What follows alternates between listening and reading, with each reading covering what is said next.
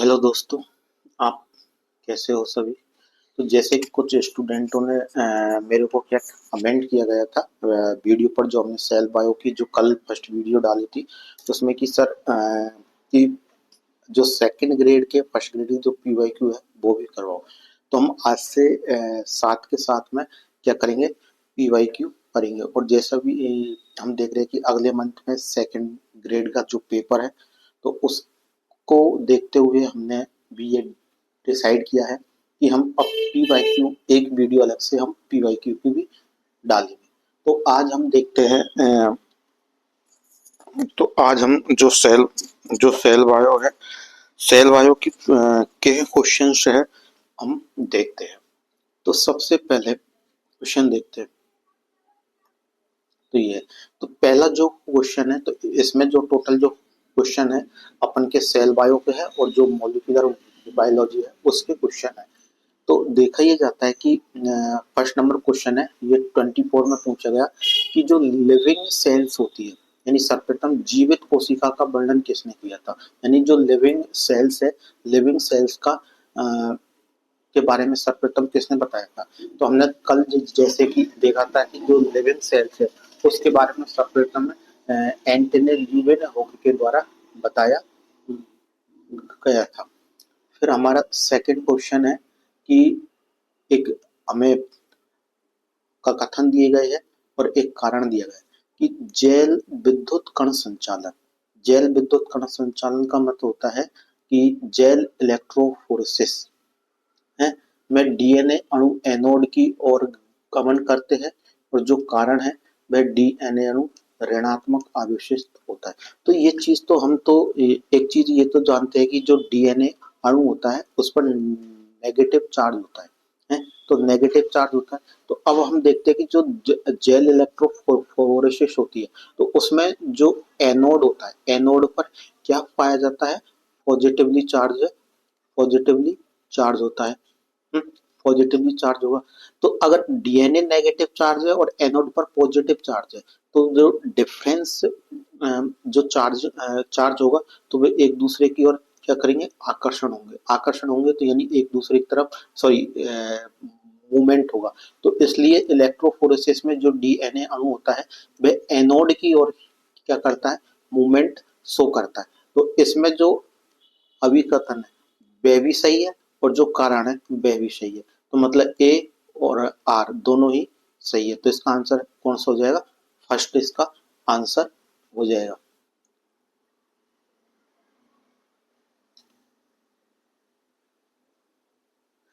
अब number third question है कि सूची वन को सूची सेकंड से सम्मिलित कीजिए। तो हमें इसमें कुछ ऑर्निगल्स दे रखे, जैसे कि गोल्जी बॉडी है, लाइसोसोम है, एंडोप्लाज्मिक रेटिकुलम है, राइबोसोम्स है। तो ये हमें दिए गए। तो हम देखते हैं कि जो गोल्जी बॉडी है, तो गोल्जी बॉडी का क्या फंक्शंस होता है और लाइसोसोम्स का क्या फंक्शन होता है। तो हम देखते हैं कि जो लाइसोसोम्स होते हैं उसमें हाइड्रोलेज एंजाइम्स होते हैं। तो जो हाइड्रोलेज एंजाइम्स होते हैं ये क्या करते हैं, जो भी अ, है जो पॉलीपीस होते हैं उनका क्या करते हैं, डाइजेशन करते हैं। तो लाइसोसोम में हम देखते हैं कि ऑप्शन नंबर 4 देखो, protein, carbohydrate, lipid and nucleic अम्लों का पाचन करना। तो मतलब जो बी ऑप्शन है इसमें तो आ जाएगा फोर्थ नंबर का। अब है स्मूथ एंडोप्लाज्मिक रेटिकुलम। तो जो स्मूथ एंडोप्लाज्मिक जो रेटिकुलम होता है, एक तो रफ एंडोप्लाज्मिक रेटिकुलम होता है। तो रफ एंडोप्लाज्मिक रेटिकुलम पर तक क्या होता है, राइबोसोम्स होते हैं। तो उस उनके द्वारा क्या किया जाता है, प्रोटीन का संश्लेषण किया जाता है? क्या किया जाता है, जो प्रोटीन्स होते हैं उन प्रोटीन्स का संश्लेषण, जो प्रोटीन्स होते हैं उनका संश्लेषण किया जाता है। तो अब देखते हैं कि जो बन हाँ सबसे हाँ जो स्मूथ राइबोसोम्स होती है, तो स्मूथ जो राइबोसोम्स होती है, स्मूथ राइबोसोम्स का क्या कार्य होता है। तो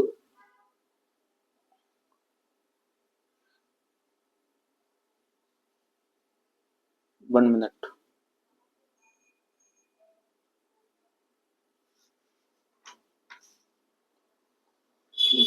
जो स्मूथ जो राइबोसोम्स होता है, तो जो स्मूथ राइबोसोम्स है, तो स्मूथ राइबोसोम्स का क्या कार्य होता है? तो स्मूथ जो राइबोसोम्स होती है, इसके ऊपर स्टीरॉयड हार्मोन का ये क्या करते हैं? संश्लेषण का करते हैं। तो जो गोल्जी बॉडीज होती है, गोल्जी बॉडी के द्वारा क्या किया जाता है? गोल्जी बॉडी के द्वारा ग्लाइकोलिपिड्स है, लाइकोप्रोटीन्स होते हैं, तो इनका फॉर्मेशन है गोल्जी बॉडी के द्वारा किया जाता है।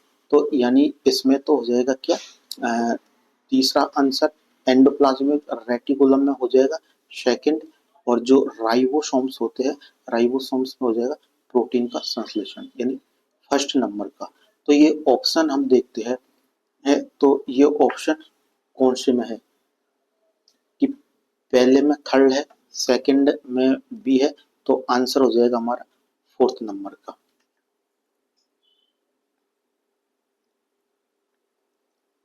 ये तो अब देखा जाता है, तो ये हमारा डीएनए क्वेश्चन नंबर 4 है, ये हमारे डीएनए आरएनए से रिलेटेड है। तो इसको अगर तुम चाहे तो मैं करवा देता हूँ। इसमें सीधा सा ही क्वेश्चन है, 24 में आया है, पैलिड्रोमिक सीक्वेंस कौन से होते हैं? तो डीएनए में पैलिड्रोमिक सीक्वेंस कौन से होते हैं? तो पैलिड्रोमिक सीक्वेंस बेस सीक्वेंस होते हैं, जिन्हें 3-5 रीड करने पर, या फिर इनको 5-3 रीड करने पर कैसे होते हैं? सेम रीड होते हैं। तो इसमें देखा जाता है कि guanosine, adenine adenine adenine cytosine cytosine and sorry thymine thymine cytosine. तो ग्वानोसिन की जगह तो साइटोसिन आ जाएगा, एडेनिन की एडेनिन की जगह थाइमिन थाइमिन आ जाएगा, साइटोसिन साइटोसिन आ जाएगा।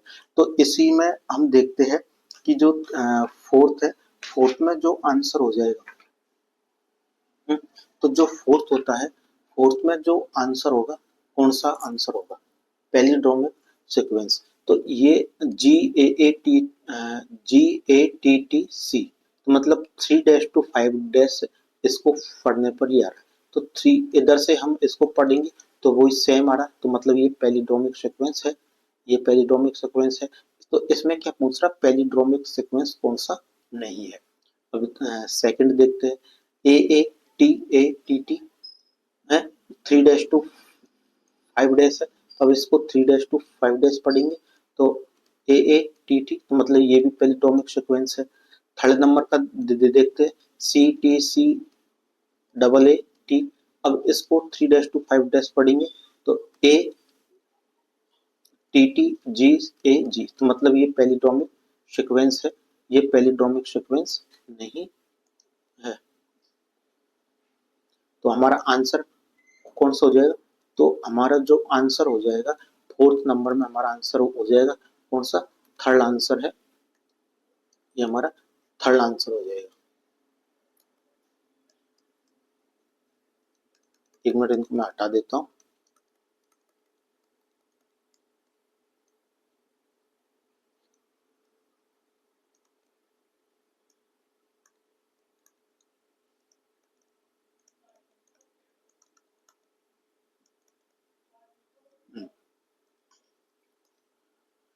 अब देखते हैं हम next question.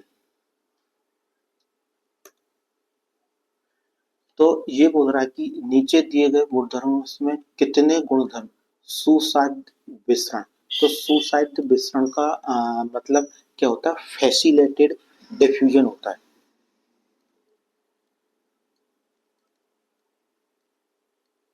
Facilitated diffusion, ON, facilitated diffusion होता है। तो जो फैसिलेटेड जो डिफ्यूजन होता है, ये किसका एग्जाम्पल होता है? ये एक्टिव जो ट्रांसपोर्ट्स होता है, एक्टिव ट्रांसपोर्ट्स का एग्जाम्पल होता है, एक्टिव जो ट्रांसपोर्ट होता है, एक्टिव ट्रांसपोर्ट्स का एग्जाम्पल होता है।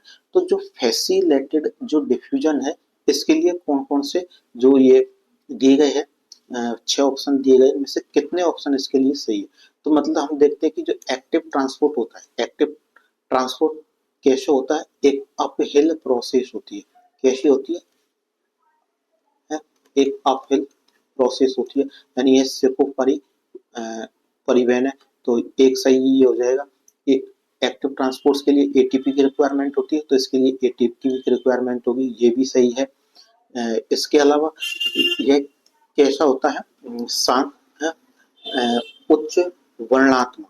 तो उच्च वर्णात्मक का क्या मतलब है?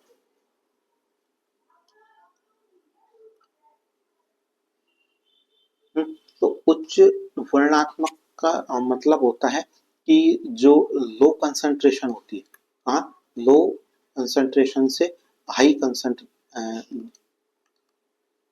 जो हाई कंसंट्रेशन है, हाई कंसंट्रेशन की ओर मूव करना। तो एक्टिव ट्रांसपोर्ट में तो लो कंसंट्रेशन से हाई कंसंट्रेशन की ओर मूव करता है, तो थर्ड नंबर का सही हो जाएगा। फिर चौथा होता है झिल्ली प्रोटीन की आवश्यकता। तो हम देखते हैं कि जो एक्टिव जो ट्रांसपोर्ट होता है, एक्टिव ट्रांसपोर्ट में एक तो कैरियर मीडिएटेड होते हैं और एक चैनल मीडिएटेड होते हैं। तो जो फैसिलिटेटेड डिफ्यूजन होता है ये कैरियर मीडिएटेड होता है। तो इसमें किसी भी प्रकार की हमें जो झिल्ली प्रोटीन्स होती है, यानी जो ट्रांसपोर्ट जो प्रोटीन्स होती है, उनकी रिक्वायरमेंट नहीं होती है। तो उनकी रिक्वायरमेंट नहीं होती है, तो ये गलत हो जाएगा। निरोधक के प्रति संवेदनशील है, और एक होता है सांद्रता प्रवणता के अनुकूल।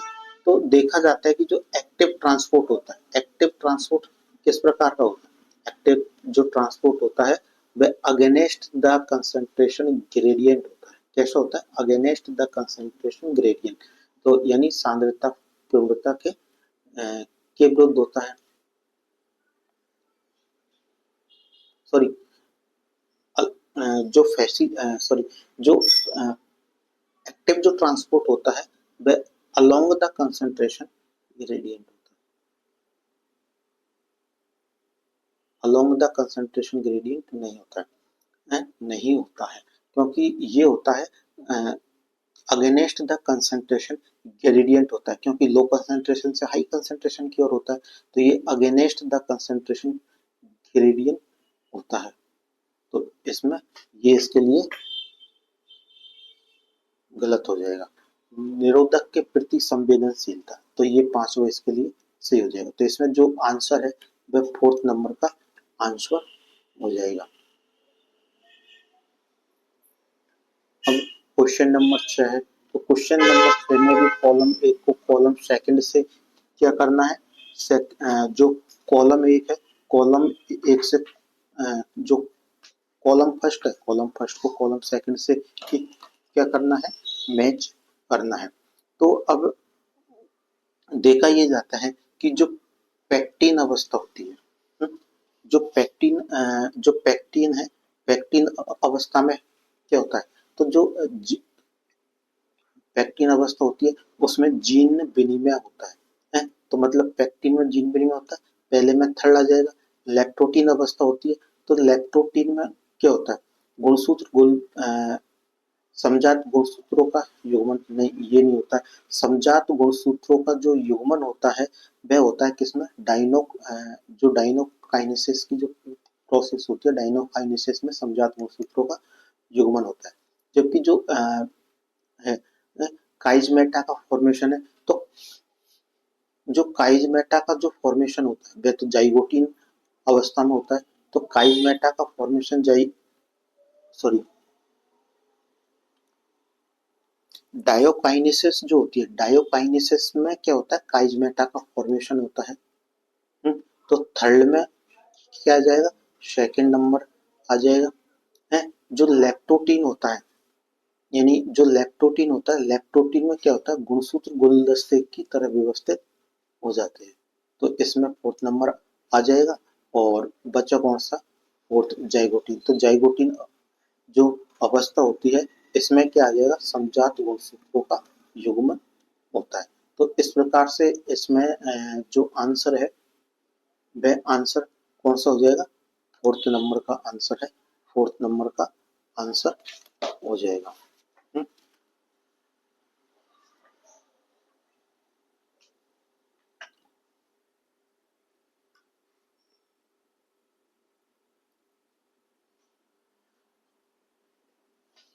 अब देखा ये बोल रहा है कि असत्य कथन का चयन कीजिए।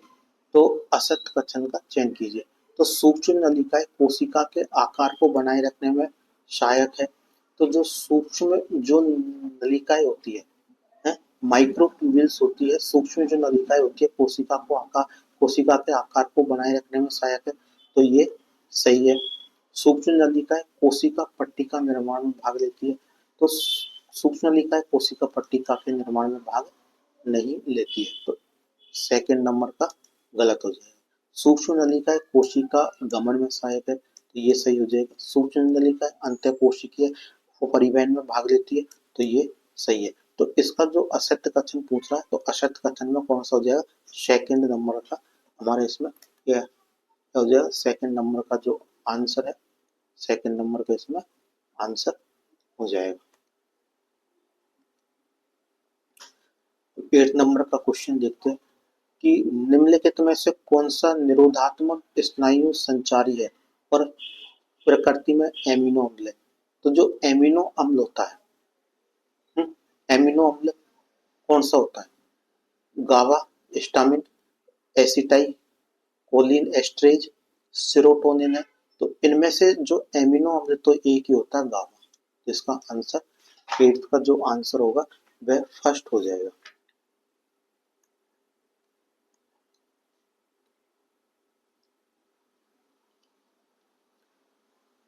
हम आपसे इधर से भी करते चलेंगे। तो ये बोल रहा है कि एंजाइम की तरह कार्य करने वाला न्यूक्लिक अम्ल कौन सा है। तो जो एंजाइम है, एंजाइम की एंजाइम है, एंजाइम की तरह कौन सा एंजाइम की तरह कौन सा न्यूक्लिक अम्ल है जो कार्य करता है। तो वह कौन सा न्यूक्लिक अम्ल है? तो वह है राइबोजाइम है। वायरस प्रविष्टि के दौरान अनुकूलकन कारक का निष्क्रियकरण जो एक स्थायी प्रकार की कोशिका को दूसरे प्रकार में परिवर्तित कर सकता है, क्या कहलाता है? यानी वायरस प्रविष्टि के दौरान अनुलेखन कारक का निष्क्रियकरण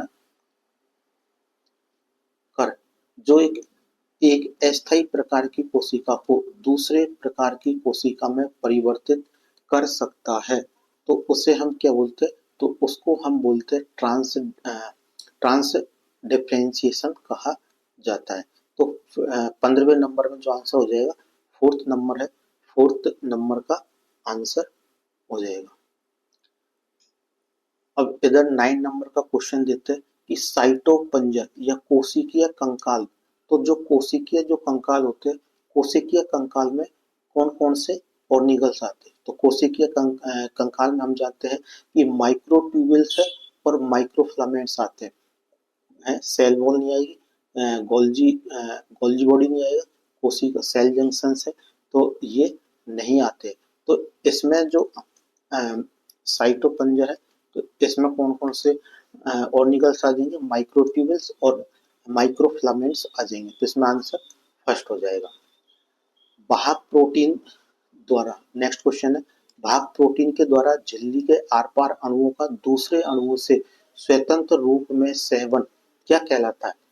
जब कोई ट्रांसपोर्ट प्रोटीन है उसके द्वारा है जो प्लाज्मा मेम्ब्रेन के थ्रू ट्रांसपोर्ट किया जा रहा है केवल एक अणु का, आर पार अणु का दूसरे अणु में स्वतंत्र रूप से।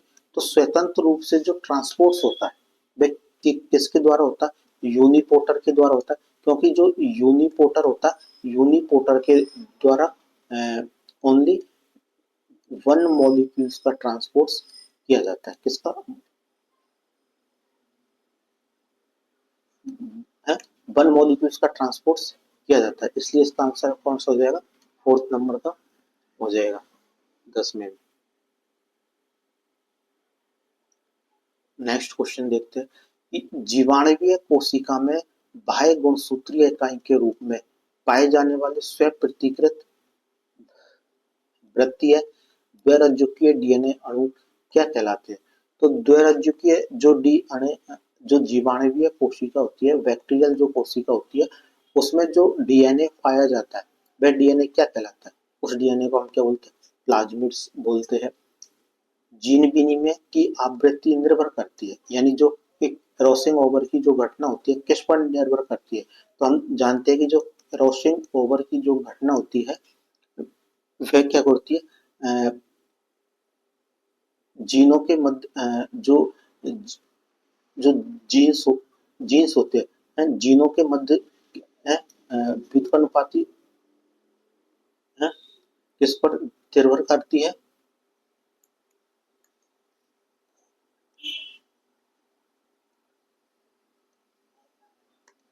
तो मतलब जो जीन विनिमय है क्रॉसिंग ओवर की जो फ्रीक्वेंसी होती है किस पर निर्भर करती है? तो वह दो जीनों के बीच की दूरी पर निर्भर करेगी। तो सपोज दैट कि ये दो जीन है, तो इन जीनों के मध्य अगर डिफरेंस ज्यादा होगा है, इन जीनों के मध्य में अगर डिफरेंस ज्यादा होगा है, जो डिफरेंस से ज्यादा होगा तो क्रॉसिंग ओवर की जो घटना होती है वह नहीं होगी। लेकिन अगर इनके बीच में दूरी का जो डिफरेंस है वह कम होगा तो इनके बीच में जीन विनिमय की घटना होने की संभावना रहती है। क्वेश्चन नंबर 11 है सॉरी क्वेश्चन नंबर 13 है, हम्म, ग्राम धनात्मक ग्राही जीवाणुओं के संबंध में निम्नलिखित में से कौन सा कथन सही नहीं है? यानी जो ग्राम पॉजिटिव जो बैक्टीरिया होते हैं, ग्राम पॉजिटिव बैक्टीरिया के बारे में ये हमसे पूछ रहा है। तो हम जानते हैं कि जो ग्राम पॉजिटिव जो बैक्टीरिया होता है उसकी जो कोशिका भित्ति होती है उसमें टिकोइक अम्ल प्रेजेंट होता है। ग्राम पॉजिटिव में तो प्रेजेंट होता है टिकोइक अम्ल, लेकिन ग्राम नेगेटिव जो बैक्टीरिया होता है उसमें टिकोइक अम्ल होता है तो या तो बहुत कम होगा या फिर एब्सेंट होगा। दूसरा होता है कोशिका भित्ति पेप्टिडोग्लाइकेन की बनी होती है, तो इसमें ये भी कथन सही है।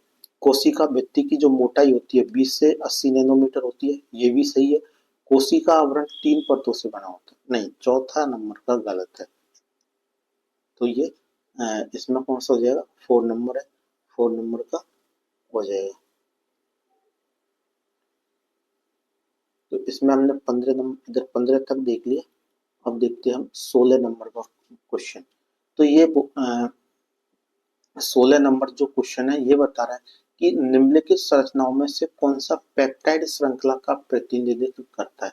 तो ये क्वेश्चन ऐसा है कि आपको अगर स्ट्रक्चर्स याद है तो स्ट्रक्चर्स याद है तो आप इसको कर सकते, वरना ऐसे क्वेश्चन छोड़ने लायक होते हैं। अगर आते हैं तो ठीक है, नहीं आते तो छोड़ सकते हैं।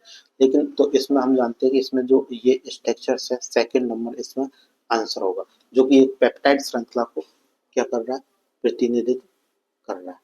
अब क्वेश्चन नंबर 17 आ गया कि प्रोपेज फर्स्ट की उप अवस्था स्तंभ 1 में दे रखी है एंड उसमें पाई जाने वाली संबंधित घटना स्तंभ सेकंड में दे रखी है।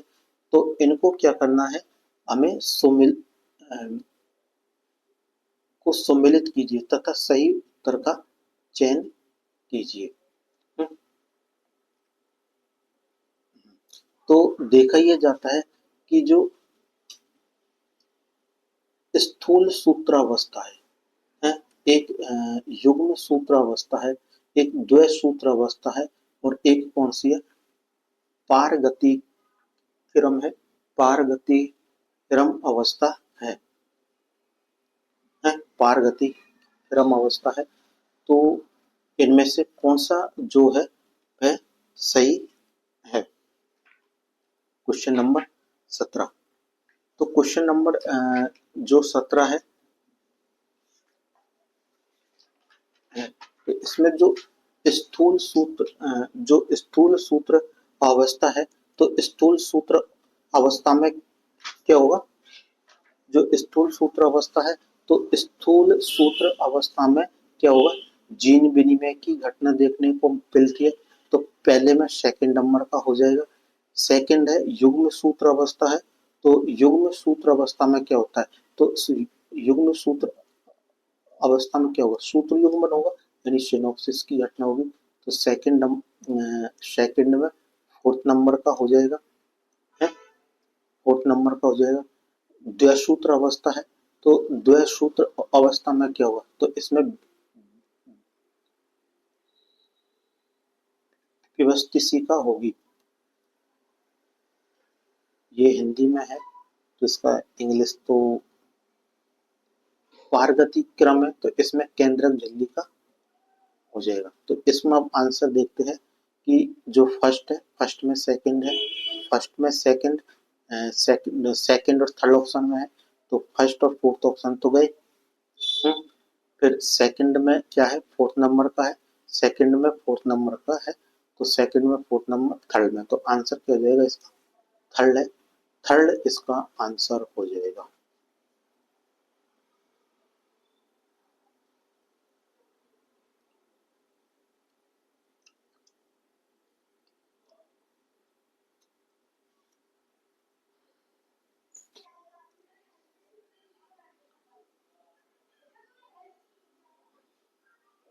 अब है नेक्स्ट क्वेश्चन।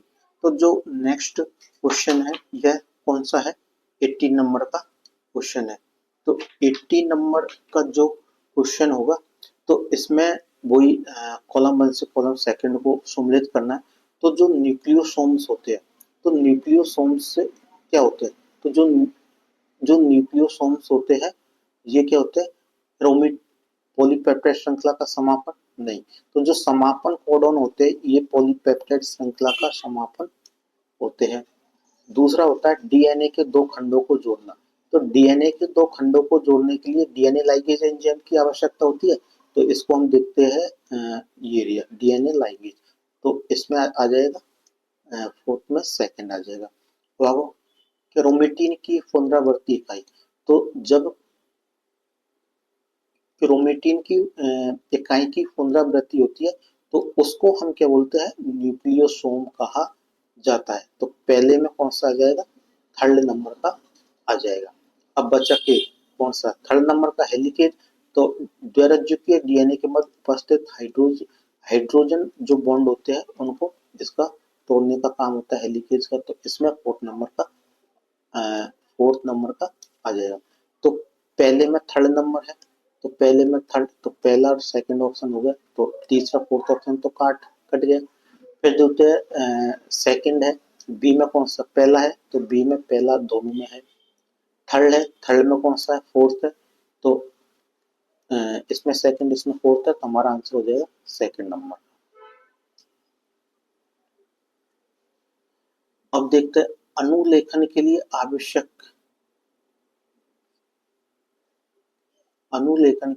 आवश्यक जो, इसको मैं लिख देता हूँ प्राउन, PROUN, प्राउन बॉक्स पाया जाता है। तो जो अनुलेखन होता है, तो अनुलेखन में जो ब्राउन बॉक्स होता है कहाँ पाया जाता है, यूकेरियोटिक डीएनए में है, प्रोकैरियोटिक डीएनए में, विषाणु डीएनए में, उपरोक्त सभी में। तो जो ब्राउन बॉक्स होता है यह प्रोकैरियोटिक डीएनए में पाया जाता है। निम्नलिखित में से कौन सा बहुसर्कराइड पृथ्वी पर पाए जाने वाला सबसे प्रचुर कार्बनिक पदार्थ होता है। तो सबसे प्रचुर कार्बनिक पदार्थ कौन सा होता है, सबसे ज्यादा पाई जाने वाली बहुसर्कराइड कौन सी है, वह है सेलुलोज है। नेक्स्ट क्वेश्चन, स्टार्च किसका बना होता है। तो जो स्टार्च होता है वह किस, जो स्टार्च है, स्टार्च किसका बना होता है, एसाकित एमाइलेज और एमाइलोपेक्टिन से। तो देखते हैं कि जो स्टार्च होते हैं वे एसाकित एमाइलेज से और साकित एमाइलोपेक्टिन से मिलकर बने होते हैं। तो एसाकित एमाइलोज और साकित एमाइलोपेक्टिन से बने होते हैं। तो इसमें आंसर नंबर थर्ड आंसर है, इसमें सही हो जाएगा। अब देखते हैं 22 क्वेश्चन। जो 22 जो क्वेश्चन है, तो जीवाणु जैसे सूक्ष्म जीव अपने में उपलब्ध जो तेरकों की तुलना में है बहुत अधिक है संसूचना का कोडन करते हैं। यह किसको इंगित करता है, तो जो कोडोन होते हैं कैसे होते हैं, तेरक कोडोन होते हैं और कोडोन के रूप में क्या होते हैं। तो एक क्षार युग्म को क्या करता है, प्रत्येक एमिनो अम्ल को एक क्षार युग्म कोडित करता है। तो इसमें आंसर हो जाएगा थर्ड नंबर का। नहीं नहीं नहीं नहीं,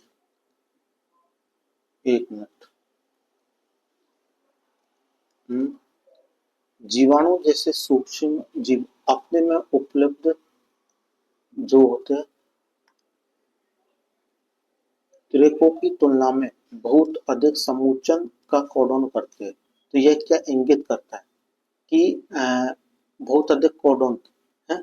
तो त्रिक जो कोडन होते हैं उनमें क्या करते हैं, ये अधिक सूचनाओं को क्या करते हैं, इंगित करते हैं। तो इसका मतलब होता है कि जो आनुवंशिक जो कूट होते हैं वे कैसे होते हैं, अन अतिव्यापी है, किंतु जीन कैसे होते हैं, अतिव्यापी है। जीन है कैसे होते हैं, अतिव्यापी। तो इसमें आंसर नंबर 4 हो जाएगा।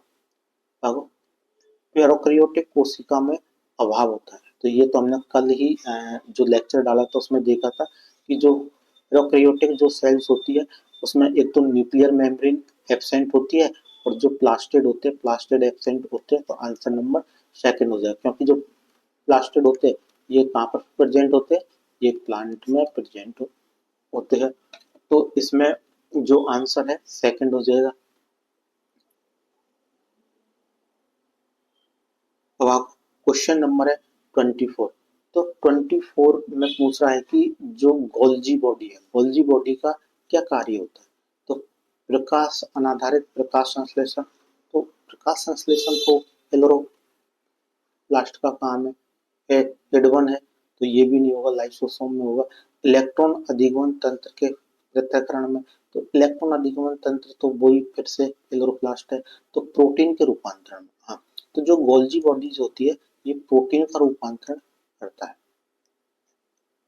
तो आंसर इसमें फोर्थ नंबर का हो जाएगा। कौन सा एमिनो अम्ल पूर्ववर्ती से संश्लेषित नहीं होता है। तो ऐसा कौन सा एमिनो एसिड है जिसका पूर्ववर्ती है, पूर्ववर्ती नहीं होता है, या जो पूर्ववर्ती से संश्लेषित नहीं होता है। तो कोलेस्ट्रॉल है, क्लोरोफिल है, साइटोक्रोम है, हेम है। तो इसमें कौन सा हो जाएगा, कोलेस्ट्रॉल। इसलिए पूर्ववर्ती से संश्लेषित नहीं होता। प्रत्येक गुणसूत्र में डीएनए के अणुओं की संख्या होती है। तो प्रत्येक गुणसूत्र में डीएनए, कितने डीएनए हो सकते हैं। तो प्रत्येक गुणसूत्र में कितने डीएनए होंगे, एक डीएनए होगा। गुणसूत्र किससे निर्मित होते हैं, तो जो गुणसूत्र होते हैं यानी जो क्रोमोसोम्स होते हैं किससे मिलकर बने होते हैं। तो गुणसूत्र डीएनए और आरएनए से मिलकर बने होंगे। सुक्रोज एक डाइसैकेराइड है जिसका एक अणु जल अपघटन पर देता है। तो सुक्रोज एक डाइसैकेराइड होता है और जब सुक्रोज का एक हम जल अपघटन करवाएंगे, हाइड्रोलाइसिस करवाएंगे, तो सुक्रोज के द्वारा क्या दिया जाएगा। तो जो सुक्रोज होता है उसके द्वारा है एक तो ग्लूकोज, एक अणु ग्लूकोज का और एक अणु फ्रक्टोज का में ये डिवाइडेड हो जाता है। तो इसमें थर्ड नंबर ऑप्शन है, थर्ड नंबर का ऑप्शन हो जाएगा। टोटल आज हम 50 क्वेश्चन देखेंगे और आगे कल देखेंगे फिर। तो अब है निम्नलिखित में से कौन सी कोशिका अंग प्रोटीन परिवहन में संक्षिप्त नहीं है। तो मतलब प्रोटीन का जो ट्रांसपोर्टेशन होता है उसमें कौन सा जो ऑर्निगल्स होता है वह पार्टिसिपेट नहीं करता है। तो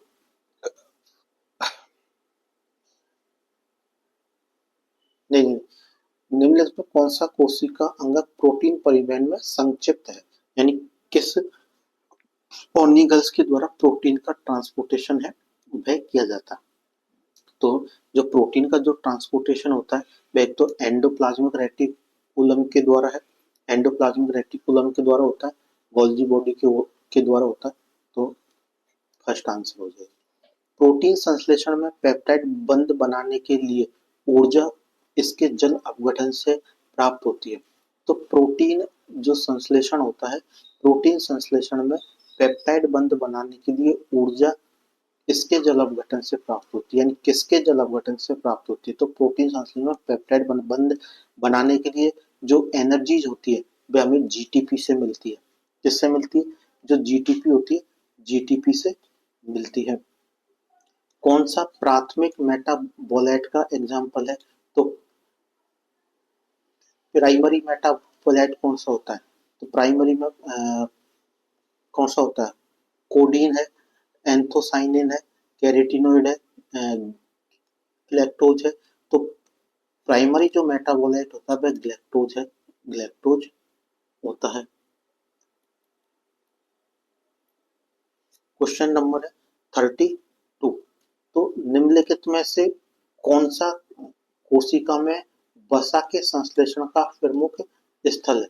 तो यानी जो फैट है, फैट का फॉर्मेशन है, या फैट का जो सिंथेसिस होता है, फैट का सिंथेसिस कहाँ पर होगा? आर आर में तो नहीं होगा, एसीआर तो एसीआर में होगा। तो 32 में जो आंसर है वह सेकंड हो जाएगा। अब आपको जीन विनिमय है, यानी जो क्रॉसिंग ओवर है वह कहाँ पर होता है? तो जो क्रॉसिंग ओवर की जो घटना होती है वह कहाँ पर होती है? पैक्टिन स्टेज में होती है।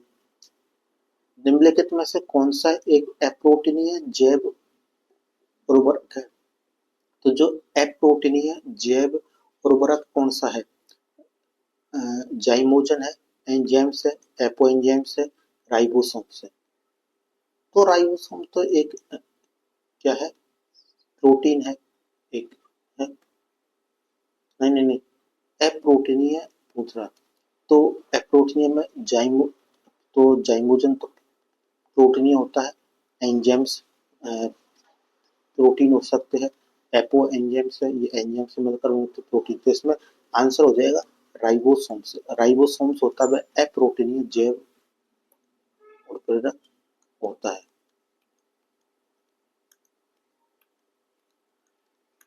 तो 34 में जो आंसर है वह कौन सा हो जाएगा? थर्ड नंबर है, थर्ड नंबर का हो जाएगा। अब आओ 55 क्वेश्चन। तो निम्नलिखित कथनों पर विचार कीजिए और सही कथन का चयन कीजिए। है, तो सही कथन का चयन कीजिए। तो डीएनए प्रतिकृतिकरण अर्ध संरक्षी प्रक्रिया है। तो डीएनए प्रतिकरण एक अर्ध संरक्षी कौन सी प्रक्रिया है? अर्ध संरक्षी प्रक्रिया है। तो ए नंबर का सही है। डीएनए प्रतिकृतिकरण अर्ध असतत प्रक्रिया है, नहीं असतत प्रक्रिया है, असतत प्रक्रिया सही है, तो बी भी सही हो जाएगा। ओकोजाकी खंडों के प्राइमर अनुक्रमों के प्रतिस्थापन के लिए डीएनए पॉलीमरेज थर्ड उत्तरदायी होता है। नहीं, डीएनए जो ओकोजाकी खंड होते हैं उनके अनुक्रमों के प्रतिस्थापन के लिए पॉलीमरेज सेकंड उत्तरदायी होता है, थर्ड नहीं होता है, तो ये गलत हो जाएगा। प्राइमर डीएनए के दोनों रज्जुकों पर संश्लेषित होते हैं, तो सही है। प्राइमर का जो फॉर्मेशन होता है वह डीएनए के दोनों रज्जुकों पर होता है, सही है। मतलब ए सही है, बी सही है और डी सही है। तो कौन सा ऑप्शन है? तो ए तो होगा नहीं, ए और सी नहीं होगा, तो ए बी और डी, तो आंसर नंबर थर्ड है, आंसर नंबर थर्ड हो जाएगा। अब आओ क्वेश्चन नंबर कौन सा है? 36। तो क्वेश्चन नंबर 36 में क्या पूछ रहा है? निम्नलिखित में से कौन सा कथन सही है? तो समस्त सजीव कोशिकाओं में सुसंगठित केंद्रक होता है, नहीं गलत है, क्योंकि जो केंद्रक होता है वह एब्सेंट होता है किसमें? प्रोकैरियोटिक कोशिका में, ट्रू केंद्रक नहीं पाया जाता है। जंतु तथा पादप दोनों कोशिकाओं में सुस्पष्ट कोशिका भित्ति होती है। तो जो कोशिका भित्ति होती है उसमें पाई जाती है, एनिमल सेल्स में नहीं पाई जाती है, प्लांट सेल्स में कोशिका भित्ति पाई जाती है। असीम केंद्रकीय यानी प्रोकैरियोटिक जीवों में कला युक्त कोशिकांगों का अभाव होता है। तो हम जानते हैं कि जो प्रोकैरियोटिक जो सेल्स होती है उसमें मेम्ब्रेन है, जो मेम्ब्रेन बाउंडेड जो ऑर्निगल्स होते वे एब्सेंट होते, तो आंसर नंबर थर्ड हो जाएगा। कोशिका चक्र के विभिन्न प्रक्रमों का सही क्रम चुनिए। तो ये तो सबसे सिंपल क्वेश्चन है।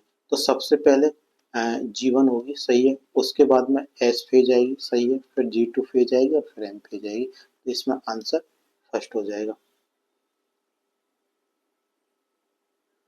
38 है, एक न्यूक्लियोटाइड का फास्फेट समूह तथा शर्करा अणु संलग्न रहते हैं।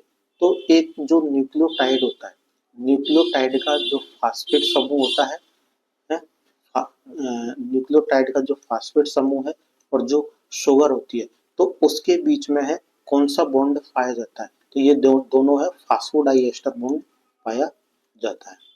एमआरएनए से cDNA का जो संश्लेषण होता है, एमआरएनए से डीएनए का जो संश्लेषण जो होता है वह क्या कहलाता है, तो उसको हम क्या बोलते हैं, है प्रतिलोमी अनुलेखन, रिवर्स ट्रांसक्रिप्शन कहते हैं।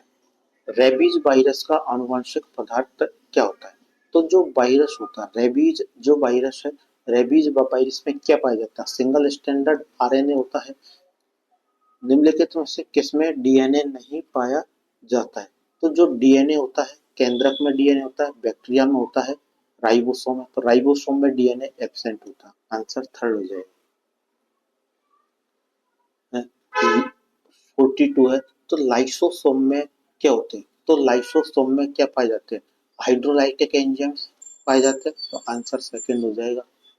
है जीव द्रव यानी एरोटोप्लाज्म जो शब्द है, कौन सा एरोटोप्लाज्म शब्द है, किसके द्वारा दिया गया था, तो प्रोटोप्लाज्म जो वर्ड है वह पुरकिंजे के द्वारा दिया गया था।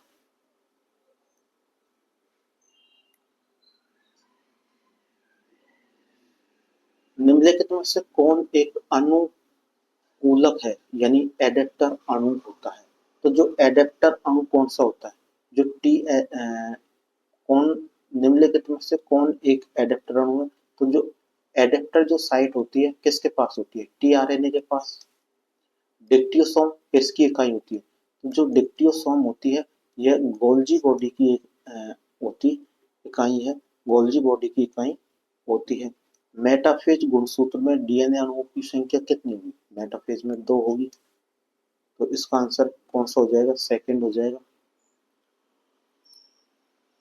तो एमिनो अम्ल में आरंभन कोडन एयूजी के द्वारा एनकोड किया जाता है, तो देखा जाता है कि जो एयूजी होता है आरंभन कोडन होता है, तो आरंभन कोडन होता है, तो इसके द्वारा किसको कोड किया जाता है, तो इसके द्वारा एफ मेथियोनिन का कोड किया जाता है, ना कि मेथियोनिन का, मेथियोनिन नहीं होगा, एफ मेथियोनिन होगा। निम्नलिखित में से कौन एक डाइसैकेराइड का उदाहरण है, तो जो डाइसैकेराइड होता है, डाइसैकेराइड कौन सा होता है, मैनोज, ग्लैक्टोज, डेक्सट्रोज, माल्टोज, तो माल्टोज एक डाइसैकेराइड होता है।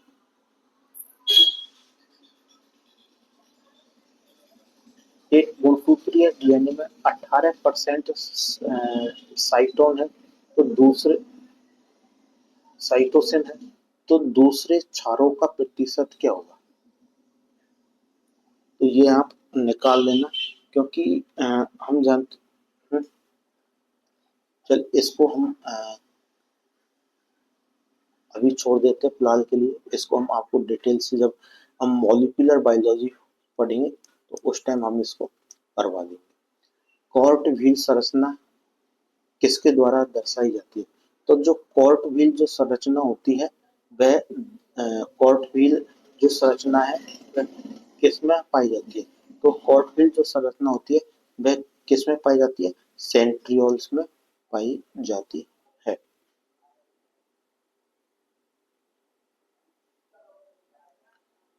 और हम ये 51 और 52 भी देख लेते हैं क्योंकि ये सेल डिवीजन से संबंधित है। तो कोल्बेसिन समसूत्री विभाजन को किस अवस्था में संदर्भित करता है, तो जो कोल्बेसिन होता है ये समसूत्री विभाजन को किस अवस्था में संदर्भित है, किस अवस्था में संदर्भित करता है, ये मेटाफेज में संदर्भित करता है। डेस्मोसोम्स होते हैं, डेस्मोसोम्स किससे संबंधित होते हैं, है तो ये जंतु कोशिकीय आसंजन से संबंधित होते हैं, कौन से, डेस्मोसोम्स।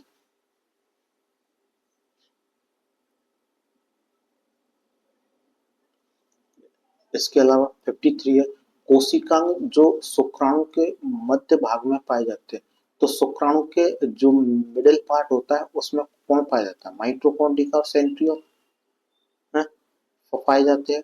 विदलन में होने वाला विभाजन होता है, तो विदलन में कौन सा विभाजन होता है, तो विदलन में जब क्लीवेज होता है तो क्लीवेज में क्या होती है, सेल क्या करती है, ग्रोथ करती है, ग्रोथ नहीं करती है, सिर्फ डिवीजन होता है, ग्रोथ नहीं करती है, तो वृद्धि अवस्था रहित समसूत्री विभाजन। कोशिका विभाजन के समय कोशिका पट्टी का निर्माण हेतु उत्तरदायी कोशिकांग होता है। तो यानी जो मीजोप्लेट होती है उसका निर्माण के लिए कौन रेस्पॉन्सिबल है, कौन रेस्पॉन्सिबल होता है, वो होती है गोल्जी बॉडी। 56 क्वेश्चन है। अर्धसूत्रीय विभाजन की प्रोफेज फर्स्ट में 5 उपावस्थाएं होती है। तो 5 उपावस्थाएं होती है, पैक्टीन, जाइगोटीन, डिप्लोटीन, डायोकाइनेस, लेप्टिन है अवस्था है। तो इनमें से हमें देखना है कि 5 उप अवस्था है, कौन कौन सी 5 उप अवस्था होती है। तो इनका सीक्वेंस के अकॉर्डिंग हमें इनको है क्या करना है, जमाना है। तो सबसे पहली जो अवस्था होती है वह होती है कौन सी, लैक्टोटीन। तो लैक्टोटीन 1 नंबर पे आ जाएगा। फिर सेकंड नंबर पे जाइगोटीन होती है, 2 नंबर पे आ जाएगा। तीसरे नंबर पर पैक्टीन होती है, तो ये तीसरे नंबर पर आ जाएगी। चौथे नंबर पर डिप्लोटीन होती है, तो ये चौथे नंबर पर आ जाएगी। और बचा हुआ 5वें नंबर पर पैक्टीन आ जाएगा। तो इसमें आंसर कौन सा हो जाएगा, आंसर हो जाएगा पहले नंबर पैक्टीन चली जाएगी थर्ड नंबर पर। तो पैक्टीन थर्ड नंबर इसमें नहीं है, थर्ड नंबर इसमें नहीं है, थर्ड नंबर इसमें नहीं है, थर्ड नंबर पर पहला थर्ड। तो आंसर फोर्थ हो जाएगा। निम्नलिखित में से कौन सा कोशिकांग एकल जीवद्रव कला युक्त होता है। यानी ऐसा कौन सा ऑर्गेनिकल्स है जिसमें केवल सिंगल लेयर मेम्ब्रेन है, सिंगल लेयर मेम्ब्रेन होता है। तो वह कौन सा होता है, लाइसोसोम है, लाइसोसोम्स पाया जाता है। समसूत्रीय विभाजन में गुणसूत्रीय एवं केंद्रकीय विभाजनों की संख्या क्रमश कितनी होगी। जो समसूत्रीय विभाजन है उसमें गुणसूत्रीय और केंद्रकीय विभाजनों की संख्या, तो जो समसूत्रीय विभाजन होता है तो उसमें कितनी बार गुणसूत्रों का डिवीजन होता है और कितने बार केंद्रक का विभाजन होता है। तो गुणसूत्र का जो डिवीजन है और केंद्रकीय का जो डिवीजन है एक एक बार होता है। तो आंसर फर्स्ट हो जाएगा। पादप कोशिका में प्रोटीन संश्लेषण का स्थल कौन सा होता है। तो जो प्रोटीन सिंथेसिस होता है कहाँ पर होता है, आरईआर पर होता है। सॉरी, जो प्रोटीन संश्लेषण का स्थल कौन सा, जो प्रोटीन संश्लेषण है उसका स्थल कौन सा होता है, आरईआर होता है। लेकिन आरईआर ऑप्शन में है नहीं, तो गोल्जी बॉडी होगा नहीं, लाइसोसोम होगा नहीं, माइटोकॉन्ड्रिया होगा नहीं, राइबोसोम्स हो जाएगा। तो ये हो जाएगा। तो फिफ्थ। तो दोस्तों आज हम यहीं तक क्वेश्चन करेंगे, आगे के क्वेश्चन हम कल देखेंगे। अगर वीडियो आपको पसंद आए तो प्लीज लाइक एंड सब्सक्राइब जरूर करना।